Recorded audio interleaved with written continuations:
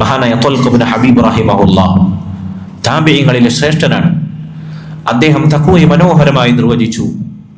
തഖ്വല്ലാഹ് അൻ തഅമല ബിതഅത്തില്ലാഹ് അലാ നൂരിൻ മിനല്ലാഹ് തർജു സവാബല്ലാഹ് വഅൻ തത്രുക മഅസിയത്തല്ലാഹ് അലാ നൂരിൻ മിനല്ലാഹ് തഖാഫു ഇഖാബല്ലാഹ്. തഖ്വ എന്നാൽ നീ അല്ലാഹു സുബ്ഹാനഹു വ തആലയെ അനുസരിച്ച് ജീവിക്കലാണ്. അല്ലാഹുവിൽ നിന്നുള്ള പ്രകാശം സ്വീകരിച്ചുകൊണ്ട് ഖുർആനിന്റെയും സുന്നത്തിന്റെയും അടിസ്ഥാനത്തിൽ അല്ലാഹു കൽപ്പിച്ച നന്മകൾ എന്തൊക്കെയുണ്ടോ അതനുസരിച്ച് നീ ജീവിക്കലാണ്, പ്രവർത്തിക്കലാണ്. എന്തിനു വേണ്ടി? നന്മകൾ പ്രവർത്തിക്കാൻ നിന്നെ പ്രേരിപ്പിച്ച ചേതോവികാരം എന്താണ്? തർജു സവാബല്ലാഹ്, മറ്റൊന്നുമല്ല.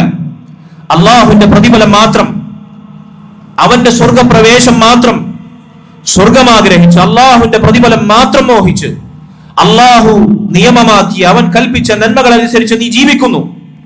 ഖുർആനും സുന്നത്തുമാണ് നിനക്ക് അതിന് ആധാരം, മാനദണ്ഡം. തീർന്നോ? തഖ്വ തീർന്നോ? ഇതാണ് തഖ്വയുടെ ഒന്നാമത്തെ ഭാഗം. രണ്ടാമത്തെ പാതി ഇതാണ്, വഅൻ തത്രുക മഅസിയത്തല്ലാഹ്. ഒരേ സമയം നീ അല്ലാഹു കൽപ്പിച്ച നന്മകൾ ജീവിതത്തിൽ പ്രവർത്തിക്കുന്നതോടൊപ്പം അതേസമയം വഅൻ തത്രുക മഅസിയത്തല്ലാഹ്, അല്ലാഹു വിലക്കിയ, അവൻ ഹറാമാക്കിയ തിന്മകൾ, അവനെ ധിക്കരിക്കുന്ന മഅസിയത്തുകൾ നീ ഒഴിവാക്കുന്നു.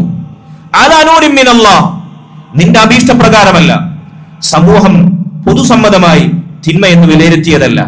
സമൂഹത്തിന്റെ കാഴ്ചപ്പാട്, കാലഘട്ടത്തിന്റെ ഒടുക്ക്, വീട്ടുകാരും നാട്ടുകാരും സാർവാംഗീകൃതമായി അംഗീകരിച്ച സാമൂഹിക തിന്മ, ഇങ്ങനെയുള്ള തിന്മകൾ നീ വ്യവച്ഛേദിക്കുന്നതിന് മാനദണ്ഡമായി സ്വീകരിക്കേണ്ടത് അലാ നൂരിൻ മിനല്ലാഹ്. അല്ലാഹു സുബ്ഹാനഹു വ തആല അവൻ ഖുർആനിലൂടെ, അവന്റെ റസൂൽ സ്വല്ലല്ലാഹു അലൈഹി വസല്ലം അവിടുത്തെ ഹദീസുകളിലൂടെ തിന്മയായി പഠിപ്പിച്ചത് എന്താണോ അതെത്ര നിസാരമെന്ന് കാലഘട്ടം വിലയിരുത്തിയാലും, അതെത്ര മേന്മയുള്ള പ്രവർത്തനമായി സമൂഹം പുരോഗമനവും സ്വാതന്ത്ര്യവുമായി കൊട്ടിഘോഷിച്ചാലും ശരി, അള്ളാഹുവിന്റെ ദീനിൽ ഹറാമാണോ നീ അത് ഒഴിവാക്കിയേക്കണം.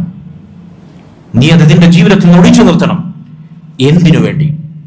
എന്തിനു വേണ്ടി? തഖാഫു ഇഖാബല്ലാഹ്, അള്ളാഹുവിന്റെ ശിക്ഷയെ പേടിച്ചുകൊണ്ട്, അവന്റെ നരകത്തെ ഭയന്നുകൊണ്ട്. തിന്മകൾ ഒഴിച്ചു നിർത്താൻ നിന്നെ പ്രേരിപ്പിക്കേണ്ടുന്ന പ്രേരകം അള്ളാഹുവിന്റെ ശിക്ഷയെ തൊട്ടുള്ള പേടിയാണ്. നരകത്തിൽ പ്രവേശിക്കുമെന്ന ഭീതിതമായ ചിന്തയാണ്.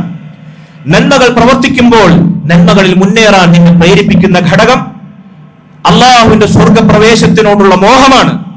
അവന്റെ പ്രതിഫലവും കൂലിയും പ്രതീക്ഷിച്ചുള്ള നന്മയിലുള്ള വർധനവാണ്. സഹോദരങ്ങളെ, ഈ തഖ്വ സമ്പാദിക്കണമെന്ന് മുഅ്മിനീങ്ങളെ എന്ന് വിളിച്ച് അള്ളാഹു നമ്മോട് ഉണർത്തുന്നു. അതോടൊപ്പം നാളേക്ക് വേണ്ടി നമ്മൾ എന്താണ് സൽക്കർമ്മങ്ങളായി സ്വരുക്കൂട്ടിയത് എന്ന ചിന്തയും അള്ളാഹു നമ്മോട് കൽപ്പനയായി ഇവിടെ ഓർമ്മപ്പെടുത്തുന്നു.